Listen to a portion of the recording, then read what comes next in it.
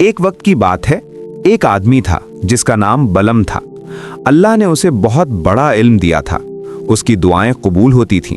लोग दूर दूर से आते थे उससे दुआ मांगने। सब उसकी इज्जत करते थे। फिर एक दिन एक बड़ा बादशाह उसके पास आया।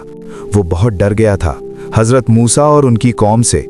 उसने बलम से कहा, इन पर लानत कर दो, बहुत सी दौलत दूंगा। बलाम ने पहले मना कर दिया।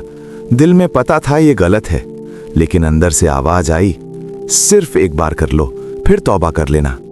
दौलत की चमक ने उसका दिल जीत लिया। वो पहाड़ पर चढ़ा, हाथ उठाए लानत मांगने, लेकिन जैसे ही मुंह खुला, जुबान से लानत के जगह दुआएं निकलने लगीं। मूसा और उनकी कौम के लिए दुआएं। बादशाह गुस्से से लाल हो गया, चिल्लाया, ये क्या कर रहे हो? बलाम रो पड़ा, ये मेरी मर्जी से नहीं हो रहा, अल्लाह ने मेरी जुबान को मोड़ दिया है। उसी वक्त उसने महसूस किया जो नूर था वो छिन गया। दिल से ईमान की रोशनी निकल गई। शैतान ने उसे पकड़ लिया।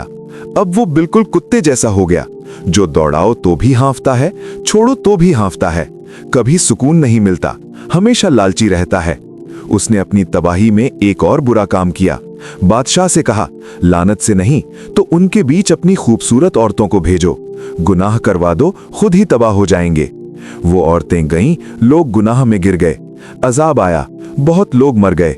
और बलाम, वो दोनों दुनिया और आखिरत से महरूम हो गया। जो इल्म था वो उसके लिए लानत बन गया।